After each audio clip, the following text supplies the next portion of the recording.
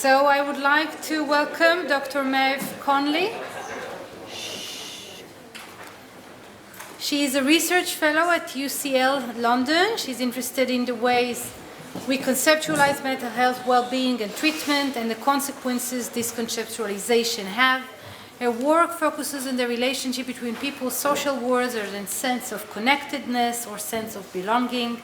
Her PhD explored social identity, the way we think of ourselves as us, in people with psychosis using quantitative and qualitative methods. She is currently the trial manager of the Community Navigator randomized controlled trial, which aims to test an intervention to reduce loneliness and depression in people who have not responded to 2 courses of antidepressant medication.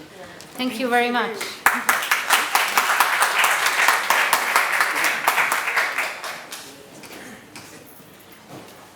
Oh, should I do that? Is that working? Yes. Brilliant.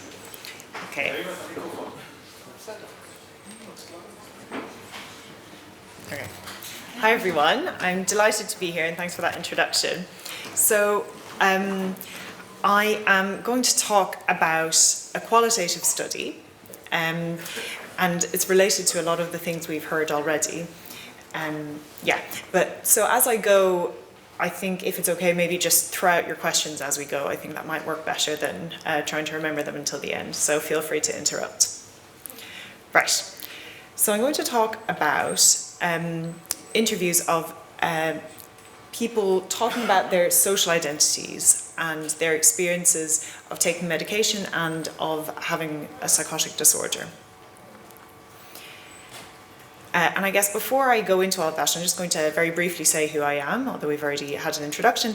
But my interest is in social identity, so the different ways we see ourselves as belonging to an us, and how we conceptualize mental illness and our experiences, and how that impacts our well-being and our health. So this study was trying to get an understanding of how people make sense of their experiences, their social identity and their identity change after experiencing a psychotic disorder. And this qualitative study happened in the context of a wider project that looked at how identity changes have been understood in the literature, and a quantitative study trying to measure social identity quantitatively and how it relates to quality of life. So everyone who took part in these interviews had taken part in a larger study. We had 200 people in the survey trying to measure social identity quantitatively, and 28 people in the semi-structured interviews, which will be the focus of this talk. So there's a long history of looking at identity change in psychiatry. The first kind of codification of schizophrenia and the precursor to schizophrenia, dementia praecox, talked about identity and changes in identity as characteristics of this disorder they were inventing. So there's a long kind of history of thinking about it. And what I wanted to do in this systematic review was look at, throughout the whole history of looking at of psychiatry, how people have conceptualized identity change in psychotic disorders. And what we found is a lot of variety. People understand their sense of identity change after psychosis in very different ways. Lisette talked about cognitive changes. So one of the ways of understanding identity changes was as a result of a change in thinking. If you think about things in a different way, maybe you think about yourself in a different way, and if you have a different ability to before, then maybe that's one way of understanding a change in identity. People also saw it as a characteristic of psychosis. So the change in self is itself almost like a symptom, as a way of identifying a disorder. And one of the most common ways of thinking about identity change was as a result of lost roles or relationships, or changed roles and relationships. And that's across a lot of different literatures and different ways of thinking about what a role or what a relationship is. And then I also want to point out this personal growth understanding. So that was less common in terms of frequency, but people saw identity change as a kind of as a meaningful process that was related to symptoms and almost always described as painful and still meaningful, and somehow transformational. So part of what we wanted to do, so this has been published, part of what we wanted to do with the interviews was understand whether the way people who are experiencing identity changes and experiencing psychosis understand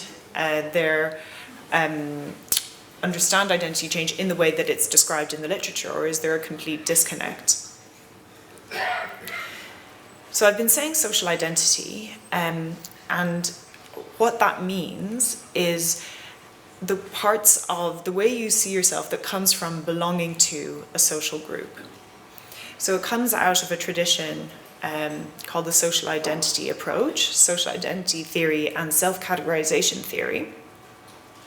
And Teifel defined it as the part of an individual self-concept which derives from his knowledge of his membership in a social group with the value and emotional significance attached to that membership.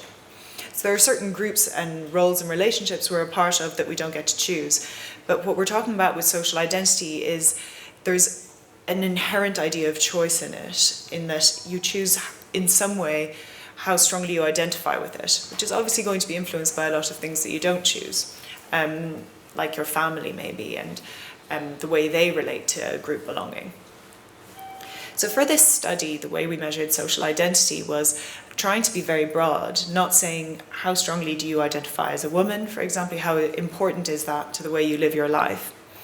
But we tried to ask people what really mattered to them. And the social identity approach to health has found that more numerous, strong belongings, identifying more strongly with different groups, is associated with better health. And they found that in different groups of university students, different clinical groups, in people with anxiety and people with depression. And there hadn't been an adaptation for people with psychosis, which was surprising given the long history of interest in identity change and the common experiences of identity shifts in people with psychosis. So this study was trying to look at that quantitatively and qualitatively. And the way we measured it was with social identity maps. So we asked people to think about all the groups and categories that you belong to, and then we gave a list of reasons you might belong to a group or a category.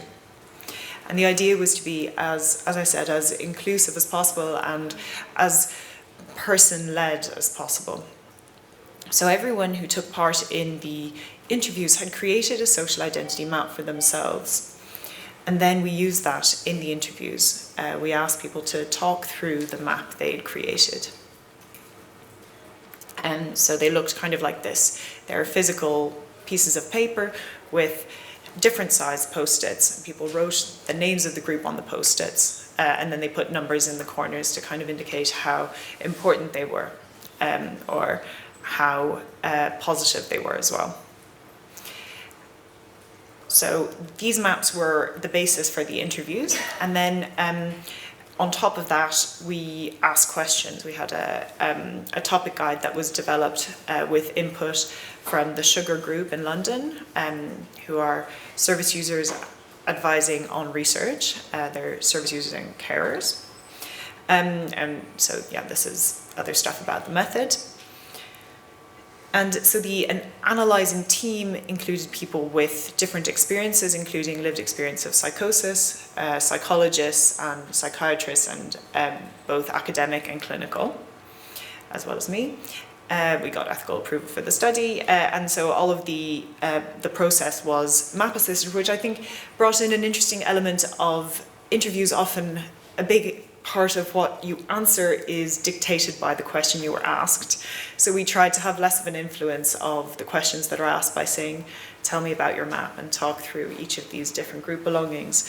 And what inevitably comes up is how that group belonging is related to or was affected by or interacts with both psychosis and symptoms and medication taking and interaction with services.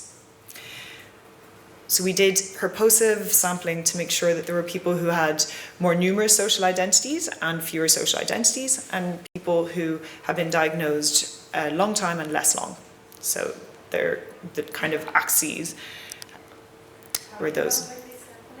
28 people. No, how do you know by using this sampling how many identities people have?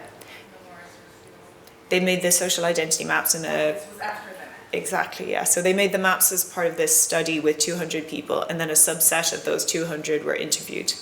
So that's how we already knew. A good question, thanks. Yeah, so the participants, the 28 people who were in this smaller study, all had a diagnosis of schizophrenia spectrum disorder, according to ICD-10. They're all using mental health services in East London. And some of them were receiving treatment involuntarily. They're sectioned under the Mental Health Act, about 11 of the 28. Right.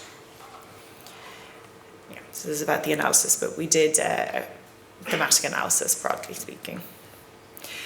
Okay, on to the results. So I'm going to talk about two themes. I don't think we'll have time to go into the third one, but I want to talk about how people described psychosis tearing identity apart with this kind of violent language, and then the divided way that people talk about medication. So people were asked to talk through their maps, and one of the questions that followed creating the map and talking through the map was, how would you describe yourself? And people often responded saying, now or before the mental health, or as a patient or as a person, a different participant said, which has baked into it all of these interesting and sad things. The implication of now or before the mental health is that the answer is going to be different. Which version of them do I want them to answer about? People also use the image of the map to describe their feelings. We're talking about identity change and social identity. If I asked any of you now, it might be quite difficult to start saying, how would you describe yourself? And people use the image of the map to say that in the acute phase of their illness, when they first develop psychosis often, that the map would have been blank. Another participant said, I'm the same person, of course, the same person torn apart. So it was very common to have this sort of violent, painful language. Yeah, so the next person also says, the episode, it tore my identity apart. And people struggled to say how they would describe themselves or to say who they are. One of the themes in the systematic review was this idea of personal growth, understanding identity change as something that is painful but but is seen as meaningful and as a transformation. And this participant talks about this in a very kind of lyrical way. They're talking about the voices and the voices saying to kill themselves, but that they don't mean to kill themselves, they mean to kill the person you are, and that you rise like a phoenix from the ashes, which is, this participant talked about something that's still very painful, but that isn't meaningless, and it's part of a kind of journey of who they are. Right, so the next theme I'm going to sort of talk about in the analysis is about medication and the relationship with services, which, as everyone has mentioned today, and I think we would all know, is something that definitely impacts how you see yourself, both the taking of medication, which I think can be a symbol of something wrong. We take medication usually to take something away, to take illness away. And it has to affect how you see yourself. So people said that, and I think lots of people knew that it was different for different people. So this participant says, I didn't like it, it made me feel worse. And then another person said, it helps me a lot, but it's also because of this medication that I feel bad. So there's a sort of an ambivalence. And lots of people also sort of said, I know that for some people, they take it once, they become the kind of acute symptoms go away, and then they don't have to take it again. But for me, this participant said, I will be reliant and compliant and heavily dependent on medication all my life. And this seems to fit with things we see that, look, this is just a fact. This is something I'm going to have to do. So this participant, 183, said, the medication, it stops you being stressed. I do believe it helps, but it stops you being you. And there's a kind of a tension here with working out who you want to be and the positive effects of the medication that is not necessarily easily reconciled with, with working out, with being well and also being a version of you want to be. This participant talked about the pain of coming off the medication and having a relapse. And for this person, the medication is what allows him to be himself and what allows him to be, for the way he says it, in the beautiful place. The medication is the balance between being there and being here, being in the dark place and in the beautiful place. Medication does that trick very, very well. And it's so rich, we could talk about it for a long time, but this participant talks about the relationship between social identities and medication taking, and for them being involved in services and taking medication made it more difficult to engage with the social identities on her social identity map. So she's talking about her post-its here, and performing arts was one of the post-its, one of the social identities activities. That gave her a sense of who she was, that was on her map. And she says, I did feel like performing arts wasn't important to me because I didn't go to the theatre on time all the time, or writing, I didn't do it. Seeing her friends, I didn't feel they understood me, I didn't see them. Family didn't understand me, I didn't see them. So all of these identities became crossed out. And then she talks about no matter how big or small these post-its are pillars of who you are. If you start losing them, it's like you don't really know who you are. And so here is another way that medication interacts with how we see ourselves, which comes from our group belongings. Here she is not able to engage with the group belongings because of the medication. And she thinks that being part of those groups is what helped her feel better. It was slowly getting out of the mental facility. The psychosis was still there, but when I started doing this, and she's pointing at post-its on the map, that helps understand what's happening, and that helped me more.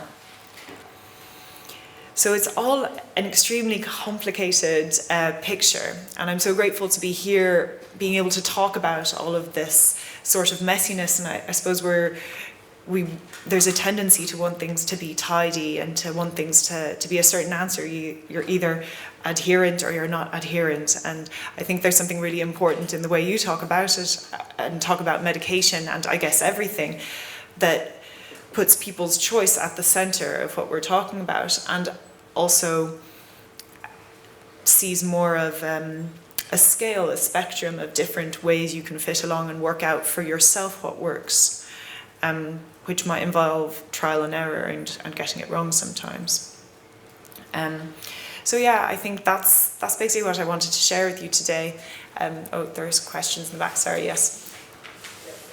Last sentence, you said that there is a kind of avoidance of the social interactions after starting using medication and be aware of the illness. But according to the identity of the person, can you give an example of changing the identity? I mean, start becoming less religious or... So those two examples are exactly kind of what I'm talking about. It could be your soccer team, it could be a religion, that could be a social identity. And I think, so both of those would sort of be measured on the map. And I think a lot of studies about identity will kind of say, especially in the social identity approach, use one identity as a proxy. So let's say religion, you said, they'll say, how strongly do you identify with your religion? And then they'll use that as a sort of a proxy for how well connected you are in general. And what we were trying to do with the mapping, which makes it much messier because of course it means we're including anything that could be an identity. It could be, like you said, a soccer team. And in a way that could become a really big, important part of my identity, a soccer team that I've never heard of today. Tomorrow, once you start, going to the games, you start talking to other people who care about that team, you buy the shirt, and slowly that can be something that you identify with. And the theory, I guess, with social identity theory is that would be good for your mental health. That the joke is often related to drug taking. They're like, drug taking is maybe not so great, but if you get a great sense of belonging from being a part of that drug, maybe there's some good things in it as well. And I think that, I mean, that's sort of like meant to be a joke, but yeah, there's kind of meant to be positive things that flow from that belonging. I don't think I fully answered your question though. I think you were kind of saying maybe deep identity is different and maybe less likely to be changed by illness. I want to understand where is the change of like actively treat themselves or see themselves as a different. Really good question. I think a big part of the way social identity maps change is, let's say often people are young, they're in school, they're playing football, they're doing things, and then they get admitted, they're not at school, they're not playing football, they maybe saw themselves as about to go on to go and learn a new skill that they're going to use for their lives, and suddenly they don't have access to that, and maybe also you aren't practicing your religion, maybe you aren't seeing your family or friend groups, and I think that we talk about loss of identity often in psychosis is what you hear, and that's where a loss could come from, that if you're suddenly admitted to hospital, you can't engage with those groups in the same way, and then you add this new group, which I didn't get a chance to talk about, but I'd love to talk about more in the break if anyone has questions. You join a new stigmatized, marginalized group. Yeah. So there's a lot of kind of things to try and work together. Can you maybe relate to the two dimensions of like feeling identified with and engaging with, which is related to loneliness? So like being part of a social group also means being connected and not alone, not only thinking with yourself as part of the group. Do you mean what matters more?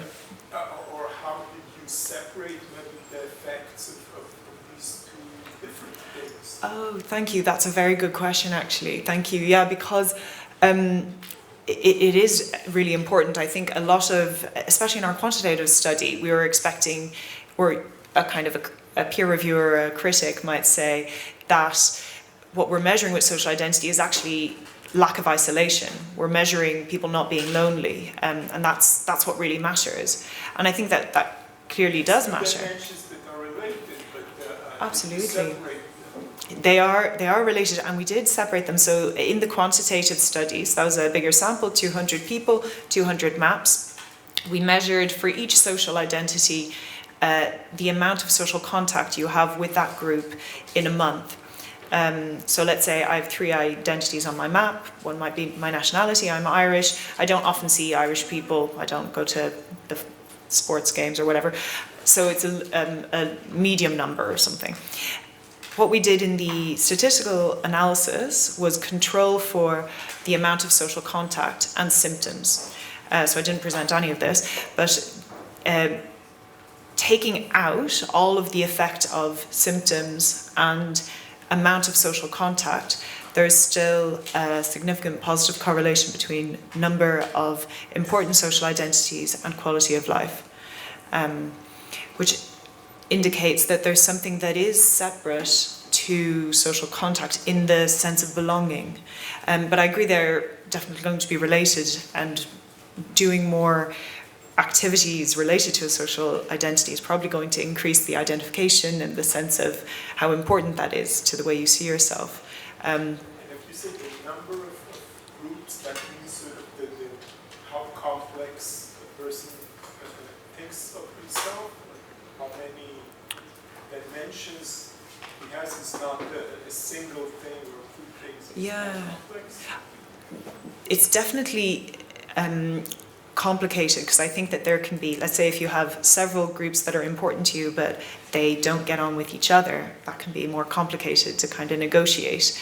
But what we measured was a sort of number of groups and the size of the group, so just how big the post-it was. More big groups was better. Thank you. Thank you very much. Thank you.